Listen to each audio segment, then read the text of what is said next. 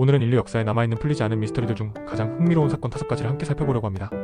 수십 년, 때로는 수백 년이 지났음에도 여전히 해답을 찾지 못한 이 사건들은 수많은 이론과 추측을 낳았죠.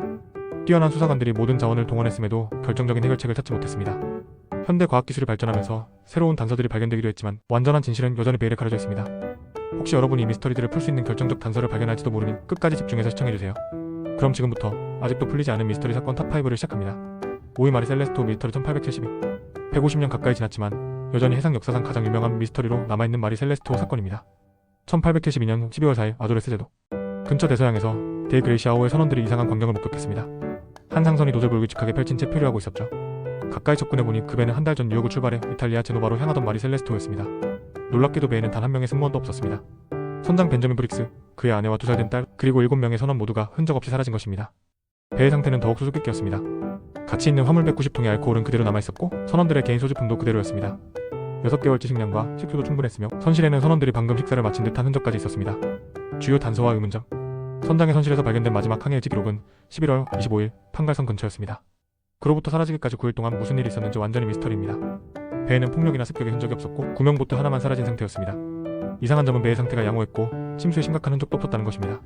그럼에도 승무원들이 갑자기 배를 버렸다는 사실이 가장 큰 의문으로 남아있습니다. 주요 이론들. 가장 합리적인 이론은 선원들이 악천후로 인해 배가 침몰할 것이라 오판하고 구명보트로 탈출했다는 것입니다. 특히 배 밑바닥에 물이 급격히 차오른 상황이었다면 서둘러 탈출했을 가능성이 있습니다. 다른 이론으로는 음주한 선원들 간의 반란, 알코올 화물 증발로 인한 집단 환각, 심지어 거대 오징어나 해적의 공격까지 제기되었습니다. 2007년 스미소니언 연구소의 한 연구자는 알코올통에서 노출된 증기가 폭발, 위험을 일으켜 선원들이 일시적으로 배를 떠났을 가능성을 제시했습니다. 왜 여전히 미스터리인가? 구명보트와 승무원들은 결코 발견되지 않았습니다. 150년 가까이 지난 지금 증인과 물리적 증거 대부분이 사라져 확실한 결론을 내릴 수 없게 되었습니다. 바다는 종종 그 비밀을 간직한 채로 남아있고 마리 셀레스토의 경우도 그러한 것 같습니다. 이 사건은 수많은 소설, 영화, TV 프로그램의 소재가 되었으며 유령선의 상징으로 여전히 많은 사람들의 상상력을 자극하고 있습니다. 4위 다이아톨로프 사건 1959. 1959년 2월 소련의 우랄 산맥에서 발생한 다이아톨로프 사건은 가장 불가사의한 미스터리 중 하나입니다. 경험 많은 9명의 러시아 등산가들이 전문적인 겨울 등반 도중 모두 비극적인 죽음을 맞았습니다. 이고로 다이아톨로프가 이끌던 이 팀은 죽음의 산으로 알려진 홀라트차클 4년제는 다이아톨로프 고개로 불림을 오르던 중이었습니다. 2월 26일까지 돌아오지 않자 수색대가 파견되었고 그들이 발견한 것은 끔찍하고 설명할 수 없는 광경이었습니다. 기이한 발견들. 수색대는 우선 손상된 텐트를 발견했는데 놀랍게도 텐트는 안에서부터 찢겨져 있었습니다. 등산가들의 소지품과 신발은 모두 텐트 안에 남겨져 있었습니다. 텐트에서 약 1.5km 떨어진 곳에서 2명의 시신이 발견되었는데 맨발의 속옷 차림이었습니다. 나머지 시신들은 이후 몇 달에 걸쳐 발견되었으며 특히 충격적인 것은 일부 희생자들의 기한 부상이었습니다. 한 희생자는 혀가 사라졌으며 일부는 두개골 골절, 또 다른 이들은 가슴뼈가 비정상적으로 파열되어 있었습니다. 더 이상한 것은 이러한 심각한 내상에도 불구하고 외부 타박상이나 상처가 거의 없었다는 점입니다. 당국의 수사. 소련 당국의 공식 결론은 특정할 수 없는 압도적인 자연의 힘이 사망 원인이라는 것이었습니다. 수사는 비밀리에 진행되었고 사건 파일은 수십 년간 기밀로 분류되어 있었습니다. 이로 인해 음모론과 추측이 더욱 확산되었고 사건은 러시아에서 전설적인 미스터리가 되었습니다. 2019년 러시아 검찰은 수사를 재개했지만 가능한 원인으로 눈사태 또는 강풍만을 언급하며 여전히 명확한 결론을 내리지 못했습니다. 주요 이론들. 자연적 설명으로는 저체온증, 눈사태, 강풍 카라반키아 바람이라는 지역 현상 등이 제시되었습니다. 희생자들이 급작스런 눈사태나 이상 기상 현상에 놀라 서둘러 텐트를 탈출한 뒤 추위 희생되었다는 것입니다. 그러나 이는 일부 희생자들의 심각한 내상과 방사능, 오염 흔적을 설명하지 못합니다. 더 극단적인 이론으로는 군사실험, UFO 조우, 야생동물 공격, 원주민과의 충돌 등이 제시되었습니다. 2021년에는 소형 눈사태와 저체온증의 조합이라는 새로운 연구 결과가 나왔지만 모든 측면을 설명하지는 못합니다. 왜 여전히 미스터리인가? 사건 당시 냉전시대의 비밀주의, 부정확한 초기조사, 그리고 일부 증거에 상충되는 성격이 명확한 결론을 방해하고 있습니다. 특히 일부 희생자의 기이한 부상자동차 충돌과 유사한 내상과 방사능, 오염 흔적은 여전히 설명하기 어렵습니다. 오지에서 발생한 이 비극은 어쩌면 완전히 해결되지 않은 채로 남아 계속해서 우리의 상상력을 자극할 것입니다. 3위 블랙달리아 살인사건 1947. 1947년 1월 15일 로스앤젤레스의 한 공터에서 한 여성의 시신이 발견되었습니다. 그녀는 잔인하게 살해되었을 뿐만 아니라 시신이 두 조각으로 절단되어 있었습니다. 피해자는 22세 엘리자베스 쇼트로 확인되었고 언론은 그녀가 주로 검은 옷을 즐겨 입었다는 점에서 블랙달리아라는 별명을 붙였습니다. 이 사건은 LA 역사상 가장 잔혹하고 유명한 미해결 살인 사건이 되었습니다. 충격적인 범행 상세 내용. 엘리자베스 시신은 레머트 파크의 빈부지에서 행인에게 발견되었습니다. 시신은 허리에서 완전히 절단되었으며 얼굴에는 잔인한 절개상이 있었습니다. 살인범은 시신을 이례적으로 깨끗하게 씻은 후 버렸으며 시신은 마치 전시하듯 누워 있었습니다. 부검 결과 그녀는 사망 전 심각한 고문을 당했으며 사인은 과다출혈과 충격사로 판명되었습니다.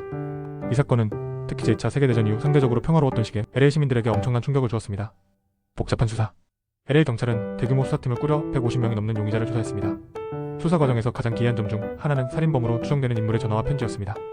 범인으로 자처하는 사람은 언론에 엘리자베스의 소지품을 보내기도 했습니다. 경찰은 이 사건을 둘러싼 엄청난 미디어의 관심 속에서 증거 오염과 거짓 자백 문제에도 직면했습니다. 대중의 압박에도 불구하고 수사는 결정적인 용의자를 찾지 못한 채 점차 냉각되었습니다. 주요 용의자들과 이론. 수십 년에 걸쳐 많은 용의자가 제시되었습니다. 그 중에는 의사였던 조지 호델크의 아들이 후에 아버지를 범인으로 지목, 갱단두목, 마이클 레이스, 살인 전과자 잭 앤더슨 윌슨 등이 있습니다. 일부 이론은 엘리자베스가 할리우드의 어두운 면이나 LA 범죄 조직과 연루되었을 가능성을 제시합니다. 또 다른 이론은 그녀의 살인이 동일 범인에 의한 일련의 비정숙 여성 살해 사건의 일부라고 주장합니다. 2014년에는 당시 경찰관이었던 드와이트 스티온스가 사망 전 이 사건의 범인을 알고 있었다고 암시하기도 했습니다. 왜 여전히 미스터리인가? 75년이 지난 지금 대부분의 원래 용의자들과 수사관들은 사망했습니다. 물리적 증거는 보존 상태가 좋지 않고 현대적 DNA 분석으로도 결정적인 단서를 찾지 못했습니다. 사건이 발생한 시기에 경찰 부패와 할리우드의 어두운 권력 구조도 수사를 복잡하게 만들었습니다. 블랙 달리아 사건은 여전히 LA 역사상 가장 악명 높은 미해결 사건으로 남아 수많은 책, 영화, TV 프로그램의 소재가 되었습니다. 위드, 비, 쿠퍼 하이제킹 1971년 추수감사절 전날 한 남자가 미국 항공 역사상 가장 유명한 미스터리의 주인공이 되었습니다. 단 쿠퍼라는 가명을 사용한 이 남자는 시애틀에서 포틀랜드로 가는 노스웨스트 항공 727편을 하이제킹했습니다. 그는 폭탄이 든 서류 가방을 보여주며 20만 달러 현재 가치로 약 130만 달러와 4개의 낙하산을 요구했습니다. 돈과 낙하산을 받은 후 쿠퍼는 비행기가 다시 이륙하자 뒷문을 열고 밤하늘로 뛰어내렸습니다. 그 이후로 그는 완전히 사라졌으며 이 대담한 공중강도 사건은 FBI 역사상 유일하게 미해결된 하이제킹 사건이 되었습니다. 수사 과정과 단서들. FBI는 이 사건을 NORJK-NORTHWS 하이제킹이라는 코드명으로 45년 넘게 수사했습니다. 수사관들은 1만 4천 명 이상의 잠재적 용의자를 조사했지만 결정적인 증거는 찾지 못했습니다. 1980년 워싱턴주 콜럼비아 강 근처에서 어린 소년이 5,800달러에 훼손된 지폐 뭉치를 발견했습니다. 일련 번호 확인 결과 이 돈은 쿠퍼에게 건네진 것이 맞았습니다. 하지만 쿠퍼의 시신이나 낙하산 그리고 나머지 돈은 발견되지 않았습니다. 쿠퍼는 누구였나? 목격자 진술에 따르면 쿠퍼는 40대 중반의 키 180cm 정도의 남성으로 검은 넥타이와 어두운 비즈니스 정장을 입고 있었습니다. 그는 침착하고 정중했으며 항공 용어와 시애틀 지역에 대한 지식을 보여주었습니다. FBI 프로파일러들은 그가 군사 배경, 특히 낙하산 경험이 있을 것으로 추정했습니다. 인상적인 점은 그가 맨손으로 시속 320km의 속도로 영화의 폭풍 속에 뛰어내렸다는 것입니다. 이런 극한의 조건에서 살아남기는 거의 불가능했을 것입니다. 주요 이론들. 쿠퍼가 낙하 중 사망했다는 것이 가장 유력한 이론입니다. FBI 전문가들은 그가 경험이 부족하거나 장비 문제로 낙하에 실패했을 가능성이 높다고 믿습니다. 반면 일부 이론은 그가 성공적으로 탈출했다고 주장합니다. 수많은 용의자가 제시되었는데 그 중에는 월남전 참전용사 로버트 렉스트로 항공사 직원, 캔네스 크리스펜슨, 심지어 옹호론자들에 의해 제시된 여성 용의자 바버라 데이튼도 있습니다. 다소 흥미로운 이론으로는 쿠퍼가 1960년대 항공사 엔지니어였던 리처드 맥코이라는 주장도 있습니다. 왜 여전히 미스터리인가? FBI는 2016년 공식적으로 이 사건 수사를 중단했습니다. 낙하 지점의 광대한 면적과 험난한 지형은 철저한 수색을 어렵게 만들었습니다. 시간이 지남에 따라 증거는 손상되거나 소실되었고 목격자들의 기억도 희미해졌습니다. 쿠퍼의 정체와 그의 운명은 아마도 영원한 미스터리로 남을 것이며 이 사건은 미국 대중문화에 깊이 각인되어 있습니다. 어떤 이들에게 그는 제도에 대항한 영웅이자 완전 범죄를 저지른 인물로 여겨지기도 합니다. 1위 조디악 살인 사건 1968-1969 1960년대 후반 샌프란시스코만 지역을 공포에 빠뜨린 연쇄살인범 그는 스스로를 조디악이라 불렀습니다. 확인된 희생자는 5명이지만 조디악은 자신이 37명을 살해했다고 주장했습니다. 이 살인마가 특별히 악명 높았던 이유는 언론과의 섬뜩한 소통 방식 때문이었습니다. 그는 샌프란시스코 신문사들에 암호화된 편지를 보내 자신의 살인을 자랑하고 다음 계획을 암시했습니다. 50년이 넘는 시간 동안 수많은 용의자가 조사되었지만 이 살인마의 정체는 여전히 미스터리로 남아있습니다. 조디악의 범행과 편지들. 첫 번째 확인된 살인은 1968년 12월 데이비드 페럴리와 베티루 젠슨 커플이었습니다. 이후 6개월 간격으로 더 많은 공격이 이어졌으며 대부분 젊은 커플을 대상으로 했습니다. 1969년 8월부터 조디악은 샌프란시스코 크로니클, 샌프란시스코 이그제미너 등 지역 신문사에 편지를 보내기 시작했습니다. 그는 4개의 암호문을 보냈는데 첫 번째는 해독되었지만 나머지는 부분적으로만 해독되거나 아직 풀리지 않았습니다. 그의 마지막 확인된 편지는 1974년에 도착했으며 그 후 그는 갑자기 통신을 중단했습니다. 대대적인 수사. 이 사건에는 여러 관할 구역의 경찰과 FBI가 관여했으며 2,500명 이상의 용의자가 조사되었습니다. 수사를 복잡하게 만든 것은 관할권 문제, 법의학 기술의 한계, 그리고 일관성 없는 목격자 진술이었습니다. 조디악의 범행 현장에 남긴 물리적 증거는 제한적이었지만 지문, 손글씨, 부분적 DNA 프로필 등이 확보되었습니다. 2002년에는 샌프란시스코 경찰이 SFPD 코드 명작전 유보이라는 수사팀을 다시 결성했습니다. 2018년 수사관들은 범인을 식별하기 위해 가게도 DNA 검사를 시도했지만 아직 결정적인 성과는 없습니다. 유력 용의자들. 아서리 앨런 가장 유력한 용의자로 경찰 수사의 주요 대상이었습니다. 그는 조디악과 유사한 군사용 부츠를 소유했고 암호에 관심이 있었으며 범행 지역과 연결되어 있었습니다.